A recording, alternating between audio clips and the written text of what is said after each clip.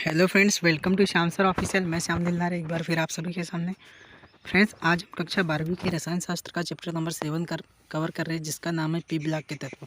Friends, MP board में जो विमर्श पोर्टल पर हमारी वेबसाइट में जो प्रश्न बैंक की सीरीज डाली हुई है, उसी के चलते क्रम में हम इसको आगे बढ़ा रहे हैं। तो आज हम लेसन 7 कवर करेंगे, जिसका नाम है पी ब्लॉक के तत्व। तो चलो स्टार्ट करते हैं। स्टार्ट करने से पहले आप सभी से एक रिक्वेस्ट करना चाहूँगा, यदि आप हमारे चैनल पर नए हैं तो चैनल को सब्सक्राइब कर बेल आइकन को इनेबल कर लें, जिससे फ्रेंड्स इस तरह की वीडियो सॉल्यूशन जब भी चैनल पर अपलोड होगी आपको इसका नोटिफिकेशन सबसे पहले मिल जाएगा। तो चलिए फ्रेंड्स स्टार्ट करते हैं। पहला क्वेश्चन यहाँ पर, ये यूनिट फ्रेंड्स सबसे पहले देखा जाए तो 8 अंक की यूनिट है। 8 अंक में आपको एक एक अंक के क्वेश्चन आएंगे। 2 क्वेश्चन आएंगे, एक रिक्त स्थान से पूछेगा, एक सही जोड़ी से पूछेगा, ठीक है। और फ्रेंड्स यहाँ पर 2 हो गए ये, और आपको आगे दिया है कि 5 अंक का एक प्रश्न आएगा, ठीक है। 5 अंक के प्रश्न बनेंगे और ये, ठीक है। तो ये बहुत बड़ी यूनिट है फ्रेंड्स। तो देखिए यहाँ से स्टार्ट करते हैं। पहला क्वेश्चन दिया है, हास्य गैस का रासायनिक सूत्र होता है। तो फ्रेंड्स, जो हास्य गैस होती है नाइट्रस ऑक्साइड होती है, और इसका जो सूत्र होता है, रासायनिक सूत्र N2O होता है फ्रेंड्स, ठीक है, याद रखना है। कैल्कोजन तत्व खालिस्तान समूह के तत्वों को कहते हैं। जो कैल्कोजन तत्व कहते हैं, ये समूह 16 के तत्वों को कहते हैं, समूह 16 के तत्वों को, ठीक है। समूह 17 के तत्व सामान्यतः कहलाते हैं, तो समूह 17 के तत्व फ्रेंड्स हेलोजन कहलाते हैं, ठीक है। याद रहेगा आपको, हेलोजन, ठीक है। नेक्स्ट बात करते हैं क्वेश्चन नंबर 4, क्लोरीन की खोज किसने की थी? तो क्लोरीन की खोज सिले नामक वैज्ञानिक ने की थी, ठीक है, सिले। नेक्स्ट यहाँ पर सही जोड़ी बनाइए दिया है। प्रत्येक प्रश्न 1 अंक का है। पहला प्रश्न जो दिया है यहाँ पर, देखो, एक तरफ हाइड्रोजन सल्फाइड है, इधर उत्कृष्ट गैस है। तो फ्रेंड्स हमको मिलान करना है। तो हाइड्रोजन सल्फाइड क्या होता है, प्रयोगशाला में अभिकर्मक के रूप में यूज़ किया जाता है इसको, ठीक है। दूसरा क्वेश्चन यहाँ पर, जो नारंगी धूम है, यहाँ पर CrO2Cl2, ये नारंगी धूम होता है। क्लोरीन द्वारा रंगीन पदार्थों का निरंजन, ये ऑक्सीकरण क्रिया होती है। रासायनिक रूप से अभिक्रियाशील जो तत्व है फ्रेंड्स, ये उत्कृष्ट गैस है। और साइन बोर्ड में प्रयुक्त गैस का नाम होता है नियान, ठीक है। ये 5। नेक्स्ट, अब 5 अंक के प्रश्न के बारे में बात करते हैं। नाइट्रिक अम्ल के निर्माण की ओस्टवाल्ड विधि का सचित्र वर्णन कीजिए। आपको मैंने इस PDF में पूरे क्वेश्चन का आंसर दिया है, हम उसको समझते हुए चलते हैं, ठीक है फ्रेंड्स। यहाँ पर जितने भी क्वेश्चन बने, तो हम यहाँ पर देखते हैं सबसे पहले नाइट्रिक अम्ल के निर्माण की ओस्टवाल्ड की तनुता की विधि, है ना। तो फ्रेंड्स देखिए, आपको ये सबसे पहले चित्र बनाना है यहाँ पर, ठीक है। ये नाइट्रिक अम्ल HNO3 निर्माण की कौन सी विधि है? नाइट्रिक अम्ल निर्माण की ओस्टवाल्ड की तनुता निधि। सबसे पहले फ्रेंड्स आपको इसमें जो लेना पड़ता है वो 1 आयतन अमोनिया और 1 आयतन वायु लेना पड़ता है, ठीक है। 1 आयतन अमोनिया और 8 आयतन वायु का मिश्रण प्लेटिनम की जाली के ऊपर से 800 डिग्री सेल्सियस ताप पर प्रवाहित किया जाता है।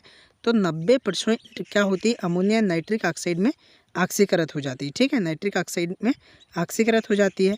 उसके बाद बनी हुई जो नाइट्रिक ऑक्साइड होती है फ्रेंड्स, उसको बची हुई ऑक्सीजन कक्षा में भेजा जाता है, जिससे वह नाइट्रोजन परऑक्साइड में चेंज हो जाती है, NO2 में चेंज हो जाती है, ठीक है।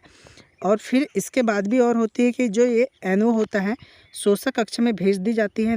NO शोषक कक्ष में भेज दी जाती है, जहाँ ऊपर से धीरे धीरे जल गिरता है, और जल में NO नाइट्रोजन परऑक्साइड के सहयोग से तनु नाइट्रिक अम्ल बन जाता है, HNO3 का निर्माण हो जाता है फ्रेंड्स, ठीक है। तो यहाँ पर हमने देखा ये विधि बहुत ही सरल है और इजी है, ठीक है। बहुत छोटी विधि है। यदि ये 5 अंक में बनती है तो आपके लिए बहुत इंपॉर्टेंट प्रश्न बन जाता है। चित्र को ध्यान से देख लीजिएगा। यहाँ पर एक उत्प्रेरण कक्ष है, प्लेटिनम की जाली लगी हुई है उसमें, ठीक है। एक ऑक्सीकरण कक्ष है और एक धोवन कक्ष है, जिसमें ऊपर से क्या गिराया जाता है, जल गिराया जाता है फ्रेंड्स, ठीक है।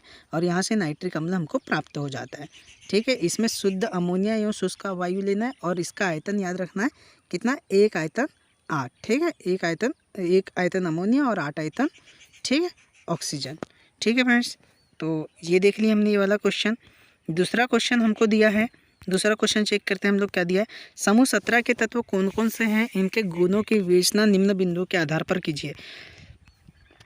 देखिए फ्रेंड्स, जो समूह 17 के तत्व होते हैं, आपको पता है समूह 17 के तत्व कौन कौन से होते हैं। समूह 17 के तत्व जो होते हैं, फ्लोरीन, क्लोरीन, ब्रोमीन, आयोडीन, एस्टेटिन, ठीक है। लेकिन हम आयोडीन तक ही लेते हैं, एस्टेटिन भी ले सकते हैं। तो देखो यहाँ इन तत्वों का सामान्य इलेक्ट्रॉनिक विन्यास सबसे पहले कुछ बिंदुओं के अंतर्गत आपको बताना है। तो पहला है इलेक्ट्रॉनिक विन्यास।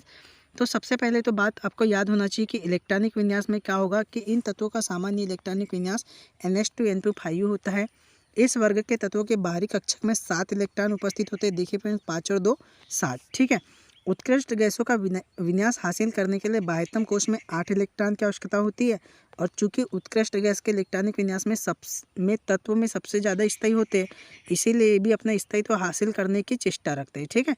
तो इन वर्गों के तत्वों को बाह्यतम कोश में 7 इलेक्ट्रॉन उपस्थित है।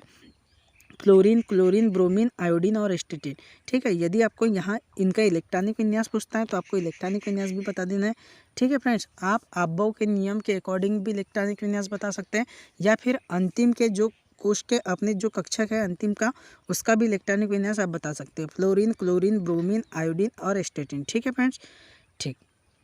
अब यहाँ पर दूसरा पॉइंट दिया है अपने पास कि विद्युत ऋणात्मकता। आपको बता दूं फ्रेंड्स कि इन जो तत्वों की विद्युत ऋणात्मकता अन्य तत्वों से बहुत अधिक होती है, ठीक है। सर्वाधिक ऋण विद्युत तत्व पाया जाता है फ्लोरीन से एट्रियम तक कैसी होती है, एस्टेटिन तक घटती है। याद तत्वों में फ्लोरीन की विद्युत ऋणात्मकता सर्वाधिक है, जिसका मान कितना दिया होता है, 4 दिया होता है, ठीक है। यदि आपको कभी भी पूछा जाता है कि सबसे ज़्यादा विद्युत ऋणात्मकता तत्व कौन सा है, तो वो है फ्लोरीन, ठीक है फ्रेंड्स। नेक्स्ट बात करते हैं ऑक्सीकरण अवस्था। तो ऑक्सीकरण अवस्था के बारे में यहाँ पर बहुत अच्छे से और आसान भाषा में मैंने समझाया है आपको कि ऑक्सीकरण अवस्था हेलोजन की सामान्य ऑक्सीकरण अवस्था -1 होती है। फ्लोरीन को छोड़कर अन्य तत्वों की ऑक्सीकरण अवस्था +7 तक पाई जाती है, ठीक है फ्रेंड। फ्लोरीन की केवल 1 और बाकी की +7 तक भी ऑक्सीकरण अवस्था पाई जाती है। और यहाँ पर मैंने थोड़ा सा डिस्क्रिप्शन दिया हूँ, आप इसको भी पढ़ सकते हैं, ठीक है फ्रेंड। नेक्स्ट बात करते हैं हम लोग कि ओजोन बनाने की विधि। ओजोन क्या है, ओजोन बनाने की किसी भी एक विधि का वर्णन करना है ना। तो ओजोन की यदि परिभाषा पूछता है तो ओजोन क्या है फ्रेंड्स, ये ऑक्सीजन का बहुरूप है, ठीक है। क्या है ये, ऑक्सीजन का बहुरूप है, ठीक है फ्रेंड्स। ऑक्सीजन एक से अधिक ऑक्सीजन से मिलकर बना होता है। आपको ओजोन का अणुसूत्र पता होना चाहिए, O3 होता है। हाँ, तो देखिए इसके बनाने की विधि, कोई भी एक विधि समझाना है अपने को। तो पहली विधि यहाँ पर हम एक विधि लेते हैं, ब्राडी ओजोनाइजर का सचित्र वर्णन करना है ना। ब्राडी ओजोनाइजर के द्वारा ओजोन निर्माण, यह एक यू आकार की नली होती है फ्रेंड्स। भीतरी नली में तनु H2SO4 और प्लेटिनम का तार डाला होता है। कांच के संपूर्ण उपकरण को कांच के बर्तन में लटका देते हैं, इसमें भी H2SO4 भरा होता है। बाहरी बर्तन में प्लेटिनम का इलेक्ट्रोड लगा होता है, ठीक है फ्रेंड्स। और देखो बाहरी प्लेटिनम का इलेक्ट्रोड लगा देते हैं और यू नली से शुष्क ऑक्सीजन प्रवाहित करते हैं। तीव्र विद्युत विसर्जन से ओजोनीकृत ऑक्सीजन प्राप्त होती है। इसमें ओजोन की मात्रा जो होती है फ्रेंड्स, ये 20% होती है, ठीक है। तो यहाँ पर मैंने आपको चित्र के माध्यम से भी समझाया गया है कि देखो ये चित्र है फ्रेंड्स। इस चित्र में देखो क्या क्या लगा हुआ है। इसमें एक विद्युत विसर्जन किया जाता है। देखो ऑक्सीजन का विद्युत विसर्जन कर O3 का निर्माण किया जाता है, जिसमें ऊर्जा भी कैसी होती है, मुक्त होती है। यहाँ से शुद्ध ऑक्सीजन कैसी होती है, प्रवाहित किया जाता है। ये एक प्लेटिनम का इलेक्ट्रोड लगा होता है, इसके अंदर में क्या भरा होता है, H2SO4 भरा होता है। ये देखिए यहाँ पर भी एक प्लेटिनम का या कापर का इलेक्ट्रोड लगा होता है, ठीक है फ्रेंड्स। और यहाँ से ओजोनीकृत ऑक्सीजन 20 से 25% तक ऐसी निकलती है, बाहर निकलती है, ठीक है। ये आपको याद रखना है। अब नेक्स्ट क्वेश्चन बोला है अमोनिया। देखो क्वेश्चन देखते हैं हम लोग क्या दिया है।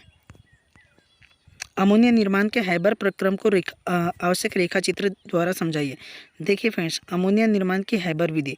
अमोनिया निर्माण की हैबर विधि आपको सिद्धांत से स्टार्ट करना है, क्योंकि 5 अंक में आने वाला है और 5 अंक लायक आपको लगना चाहिए कि 5 अंक में कैसे प्रश्न बनेंगे, ठीक है, और उसका आंसर कितना लिखना होगा।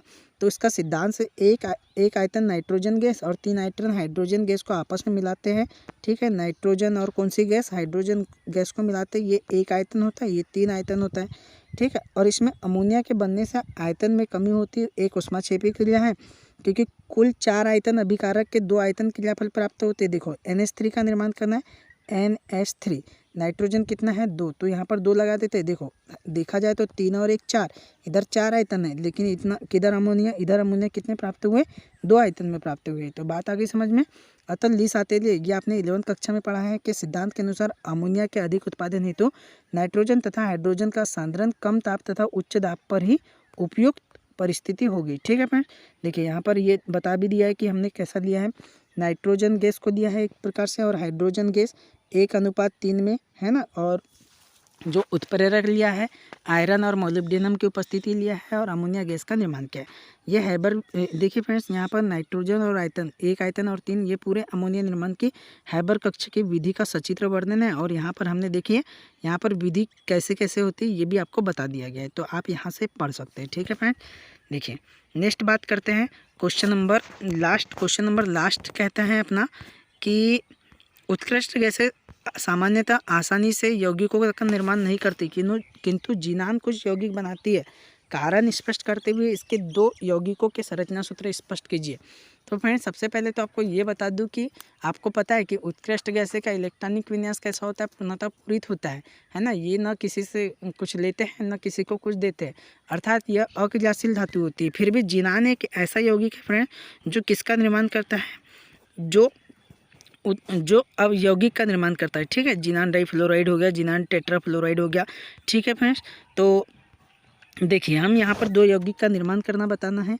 ठीक है, तो देखिए हमने ले लिया जिनान और फ्लोरीन की संरचना। जिनान फ्लोराइड में जिनान sp3d संकरित अवस्था में होता है, इसलिए इनकी संरचना त्रिभुजीय द्विपिरामिडीय होनी चाहिए, लेकिन 3 एकाकी इलेक्ट्रॉन युग्म की उपस्थिति के कारण XeF2 की संरचना कैसी होती है, रेखीय होती है। और यहाँ पर हमने इसकी संरचना भी बता दिया गया है। ठीक है, ये देखिए जिनान की संरचना बता दिया है। ठीक है, जिनान और फ्लोराइड की। ठीक, नेक्स्ट बात जिनान टेट्राफ्लोराइड, इसमें भी देखो है ना, जिनान की उत्तेजित अवस्था में 5 कक्षक के 2 इलेक्ट्रॉन कक्षक में जाकर sp2d2 संकरण बनाते हैं। इन 6 संकरित कक्षक में से 4 अयुग्मित इलेक्ट्रॉन XeF4 बनाते हैं। 2 एकाकी इलेक्ट्रॉन युग्म की उपस्थिति के कारण संरचना वर्ग समतली होती है। ठीक है फ्रेंड्स, और यहाँ पर हमने क्या बता दिया, इनकी संरचना बता दीजिए। देखिए मूल अवस्था में जिनान कैसा होता है, ठीक है, उत्तेजित अवस्था में क्या काम करता है, ये 4 अयुग्मित इलेक्ट्रॉन रखता है। और फ्लोरीन क्या होता है, फ्लोरीन के पास से फिर से 4 अयुग्मित इलेक्ट्रॉन ग्रहण कर लेता है। इस प्रकार ये किसका निर्माण कर लेता है, जिनान टेट्राफ्लोराइड का। ठीक है, XeF4 का निर्माण कर लेता है। ठीक है फ्रेंड्स, तो ये हमारे इस लेसन का लास्ट क्वेश्चन था। ठीक है, आप इसी तरीके से अपनी पढ़ाई जारी रखिए। Thank you watching for video.